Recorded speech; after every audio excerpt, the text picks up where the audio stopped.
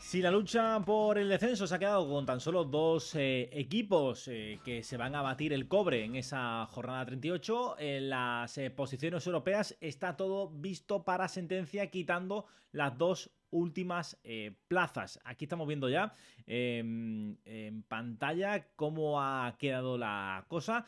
Tenemos con el Atlético tercero con 73 puntos, el Atlético cuarto con 40, Villarreal ya plaza asegurada para la Champions con 67, el Betis que ha tirado un poco la toalla, era obvio, era normal, no le ha dado para poder competir hasta el final con el conjunto del submarino amarillo, y a partir de aquí, del sexto para abajo, pues es donde está la guerra, ¿no? Entre Celta, Rayo y Osasuna. El resto, que había muchos equipos peleando, que si Mallorca, que si Real Sociedad, que si Valencia, eso ninguno va a poder tener opciones de poder participar la próxima temporada en competición europea.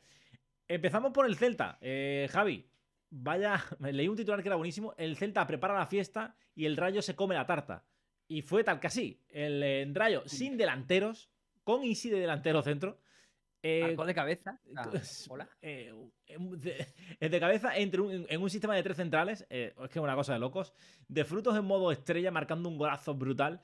eh, Se plantó en Balaído para decir que yo la Conference está muy bien, pero yo quiero jugar a Europa League.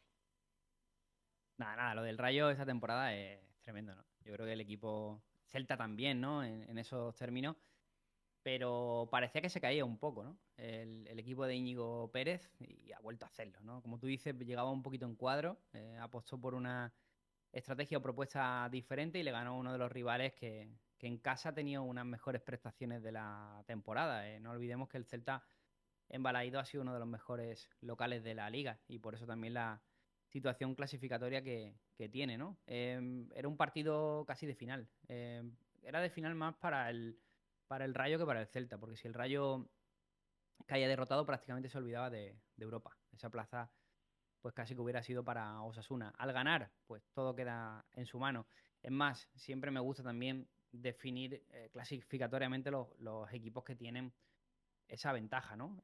Celta y Rayo parten con ventaja con respecto a Osasuna, que también durante ciertos momentos parecía que no estaba invitado a esta situación, pero es verdad que el último tramo del equipo de Vicente Moreno ha sido muy bueno. A mí lo que me gusta dentro de este Tetris que tenemos es que tanto Celta como Osasuna y Rayo Vallecano tienen tres partidos bastante asequibles contra rivales que no se juegan nada. El Celta visita el Coliseum para enfrentarse al Getafe. Recordad que estos tres partidos va a ser horario unificado para el sábado por la noche. Osasuna tiene una salida cercana, que es Mendizorroza, para visitar al Alavés.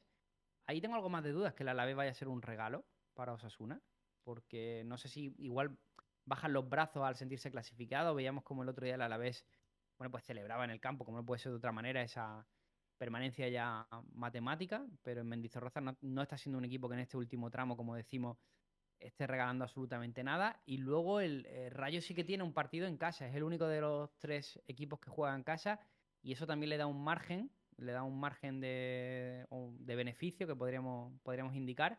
Y recibe a un Mallorca que creo que tiene instaurada esa guerra civil interna, ¿no?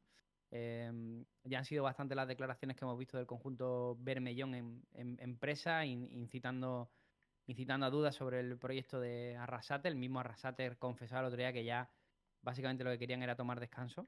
O sea que veremos a ver el Mallorca que nos encontramos para esa jornada 38.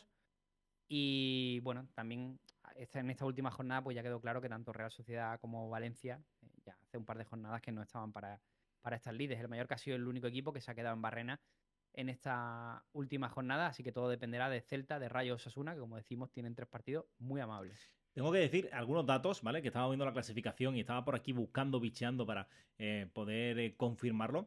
Si hay triple empate, si se produjeran triple empate, que bueno, no es descartable, aunque parece poco probable, el que iría a Europa League sería el Rayo Vallecano, ¿vale? Si se empataran los tres, por ejemplo, a 52 puntos, el que iría a Europa League sería el Rayo. Y el que iría a Conference sería Osasuna. O sea, el que se quedaría fuera en caso de triple empate sería el Celta de Vigo. Lo digo, después ya se pueden producir muchos empates, que si Rayo empata con Osasuna, Osasuna empata con el Celta, en fin, ahí ya entramos en otros términos. Pero si se produjera triple empate, el que se quedaría fuera sería el Celta de Vigo. Una jornada, como tú dices, en la que dos equipos juegan fuera y en Rayo Vallecano recibe al Mallorca en casa. Después tenemos esos equipos que tú has dicho que ya no van a entrar en esa pelea, pero ¿cómo lo ves? Vamos equipo a equipo. El Celta se ha venido un poquito abajo, sobre todo con esa derrota frente al Rayo. No sé si para esta última jornada frente al Getafe, Javi, el Getafe no se juega nada, ya lo sabemos, pero es un equipo que es muy complicado meterle mano. No es el típico equipo al que tú dices, vale, no se juega nada. No, no lo va a tener fácil el equipo Sí. de Giraldez. ¿Qué va a hacer? ¿Va a darle, por ejemplo, la titularidad a Aspas, que llega con la semana limpia descansada para ser de la partida? ¿O va a seguir apostando por esa múltiple rotación de cara a estos últimos 90 minutos? Bueno, Bordalás, lo primero que le ha dado 3 días de descanso al equipo, una vez conseguido el objetivo, con lo cual el Getafe va a llegar eh, con ciertos entrenamientos para afrontar el partido. También es bastante probable que veamos jugadores menos habituales que han estado toda la temporada en el banquillo, caso de Letasek en portería, por David Soria, es una posibilidad bastante real y no sería de extrañar que veamos a algún jugador también menos habitual formando en el equipo del Getafe. Eso tiene que bajar un poco ese nivel competitivo. También nos quedamos con esta última victoria del Getafe en Mallorca, agónica, pero recordad que el Getafe viene de una progresión muy mala de partidos. Realmente estaba a punto de no conseguir los objetivos reales que era la permanencia. Eso tiene que llevar a que veamos una buena versión del Celta. Yo sobre todo creo, hablas de Aspas, pero a mí el jugador que me parece más interesante recuperar es Borja Iglesias, que no fue titular en el último partido y no entendí muy bien esa suplencia porque creo que el Panda en general, como 9 fijador, está cumpliendo bastante bien. Podremos ver también la vuelta de algún jugador como Alfon y no tengo muy claro cuál será el rol de Iago Aspas porque ya se ha demostrado Claudio Giralde que dentro de su número de jugadores que son imprescindibles, Aspas ya ocupa un rol secundario, ¿no? Entonces, a mí, personalmente, dentro de lo que es la simbología y lo que significa Iago Aspas, lo prefiero siempre en el campo. Pero también he de reconocer que a nivel futbolístico tengo algunas dudas. Prefiero priorizar la presencia de Borja Iglesias o de Alfon dentro del once titular del Celta. Por lo demás, veremos un equipo muy fijo que apenas llega con bajas, apenas la de Starfel en defensa.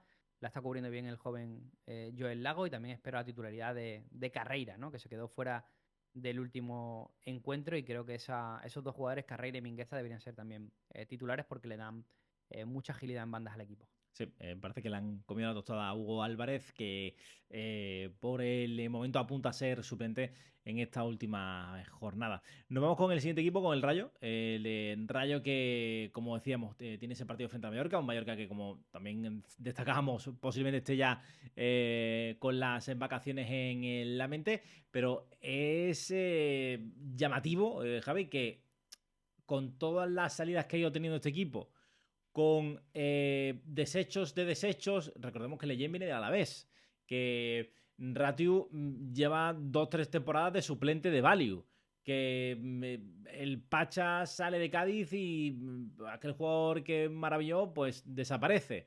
De Frutos también tiene un regreso al Rayo después de bajar con el Levante que ni fu ni fa. Con un equipo lleno de Pedro Díaz. retales. Pedro Díaz, Pelayo, o sea, jugadores con poca experiencia competitiva en primera división han hecho En una barba. temporada inmensa. Yo diría que de estos partidos que vamos a analizar, me parece la victoria más clara. Es más, creo que el Rayo no se le puede escapar esta oportunidad. Y si algo ha demostrado el Rayo en esta temporada, a lo largo de temporada, es esa estabilidad para saber cuáles son los grandes momentos, ¿no? Precisamente quizás no lo teníamos en la quiniela porque estábamos preponderando esa situación del Celta como local y llega el Rayo y va y gana, ¿no? Entonces, esto es una final de las pocas que se pueden ver en Vallecas a lo largo de la historia. Supondría acceder a plazas europeas, lo tiene todo en su mano. Juega como local ante un equipo que ya no tiene absolutamente nada que hacer y fíjate, yo creo que también veremos cambios en el 11 del Mallorca, veremos jugadores menos habituales. Me da la sensación de que las declaraciones de Arrasate tienen que tener seguramente impacto en el posible 11 titular que veamos. Y eso sí, una mala noticia para el Rayo es que probablemente en portería esté Leo Román, ¿no? Que le hemos visto 2 ratitos esta temporada ante Barça y ante Real Madrid. Me ha parecido pues uno de los mejores porteros jóvenes que tenemos en España y en Europa. Sí, la verdad es que brutal, ¿no? El Mallorca que querrá ponerlo todavía más en el escaparate. El Rayo, que por cierto le tiene ganado el gol average tanto a Osasuna como a Celta, como el triple empate. O sea, el Rayo, si hay empate, pasa, sale primero seguro. Lo de Íñigo Pérez, ojo, que muchos, Es de locos. muchos se ha Bueno, hablado de Iraola, pero al final Íñigo Pérez se está pasando por el forro a Iraola, pero buenamente, ¿eh? Bueno, pero es que el tema es que Iraola, o sea, Andoni Iraola es el maestro de Íñigo Pérez, ¿no? Son entrenadores que iban de la mano. Recordemos que cuando Iraola se marcha al Bournemouth, bueno, pues lo primero que vemos es como el Rayo apuesta por Francisco, ¿no? En los mandos. Cuando aquella propuesta no sale, al primero al que acude el Rayo es a por Íñigo Pérez, porque sabía que era fichar una extensión de Iraola. Iraola está siendo ahora mismo uno de los mejores entrenadores de Europa. O sea, es verdad que el nivel de los entrenadores españoles es altísimo. Unai Emery, Pep Guardiola, Mikel Arteta, Luis Enrique Martínez, Xavi Alonso. Tenemos suerte, fortuna, de creo que tener el mejor nivel de entrenadores del mundo, ¿no? Andoni Iraola está en esa mesa viniendo del Rayo y actualmente entrenando al Bournemouth. Su siguiente paso seguramente será algún equipo grande de la Premier League. Sería lo normal, ¿no? Porque lamentablemente no lo ve entrenando en España porque las propuestas significativas en España son Real Madrid, Barcelona y Atlético de Madrid, que tienen 3 banquillos bastante estables, salvando el Real Madrid, que precisamente viene uno de estos entrenadores que hemos citado anteriormente. Y Íñigo Pérez está en ese camino. Eh, y de hecho va a conseguir lo que, como tú comentabas, lo que no llegó a conseguir Iraola con el Rayo Vallecano, y es esa presencia europea. Así que claramente este Rayo Vallecano, después del análisis que has hecho un poco de la plantilla, es claramente un equipo de autor, un equipo que se basa en Íñigo Pérez. Y espero y deseo que tenga un buen mercado de fichajes en verano, sobre todo si amarra esa plaza europea. Y además tengo bastantes dudas de que eso pase. O sea, lo deseo más que tener la certeza de que Martín Presa ofrezca un buen mercado de fichajes a su entrenador, que creo que se lo merece. Sí, porque como no fiche bien, cuidadito, porque Íñigo Pérez está haciendo un milagro, pero otro tipo de milagros ya, pues al Lourdes, porque complicado. Además, el Rayo, a diferencia, por ejemplo, del Celta, no tiene ese potencial de cantera, que sí que se trabaja muy bien en Balaídos. Sí. Y de hecho estamos viendo, ¿no? Como prácticamente la mitad del once titular del Celta proviene de ese Celta Fortuna, ¿no? El Rayo no tiene eso. Sí que es verdad que tiene jugadores de corte joven que ya han hecho un poco esa mili, pero que necesitan demostrar algo más, como puede ser, por ejemplo, Pelayo, Pedro Díaz o Sergio Camello, por ejemplo. Pero necesita el Rayo para competir en Europa al menos 10 fichajes. Y sobre todo que los jugadores que tiene, especialmente apunto a Andrei Ratiu, no se muevan del equipo. Sí. Y después, por último, Osasuna. Javi, un Osasuna donde tú y yo particularmente creo que hemos sido muy escépticos con el trabajo de Vicente Moreno, pero oye, llegan a la última jornada con opciones de meterse en Europa League, superando incluso todo lo que ha hecho Arrasate hasta la fecha, ¿no? O había hecho en Pamplona. Incluso Vicente Moreno ya se sabe que no va a continuar la próxima temporada. Aún así, está ahí a las puertas de competición europea. Tiene que visitar alguna vez. Yo recuerdo, ojito con esto, recuerdo, porque lo sé porque estaba el Málaga inmiscuido, como un Osasuna Alavés, última jornada número 38, el Alavés jugándose entrar en Europa y el Málaga también. Y fue el Alavés quien fue a Europa porque ganó en el Sadar. Y se cantaron los goles en el Sadar del Alavés para que fuera a Europa. Yo veo aquí devolución de favores de hace ya muchos años, pero veo que creo que claramente este partido lo gana Osasuna 100.000%. Me jugaría el pescuezo a que esto lo gana Osasuna porque porque sí, este tipo de favores existen, creo yo, ¿eh? A ver, Es un all-in, ¿no? Podríamos decir. yo lo veo claro, ¿eh? Lo veo bastante claro, ¿eh? Ya te digo, Yo hubo creo que opciones. Osasuna tiene una desventaja. El primero que no depende de sí mismo.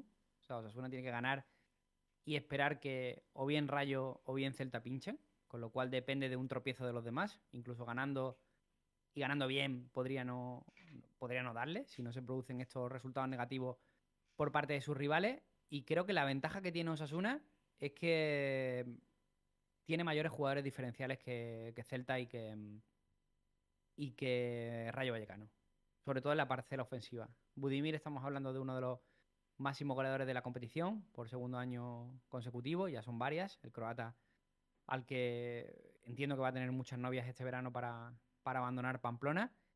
Y también esa conexión con Brian Zaragoza, que lamentablemente, sobre todo la pudimos ver explotar en la primera vuelta y luego no tanto. Y ya el otro día de nuevo vuelve a ser resolutiva. Y Aimar Oroz, hay que hablar de Aimar Oroz. Es otro jugador también que desde esa media punta a mí me recuerda muchísimo a Jan Sanzet. Es un jugador que va a crecer en esos términos y creo que ese triángulo ofensivo, así unido también a un buen rendimiento de Rubén García, que no esperábamos tampoco en esta temporada, creo que es un aspecto diferencial que tiene y que no tienen los otros equipos. Sí. ¿Cuál es tu predicción, Javi? ¿Quién se termina metiendo? Yo creo que el que se cae es el Celta, ¿eh? Te lo digo de verdad, ¿eh? Creo que el que tiene peor partido claramente es el Celta.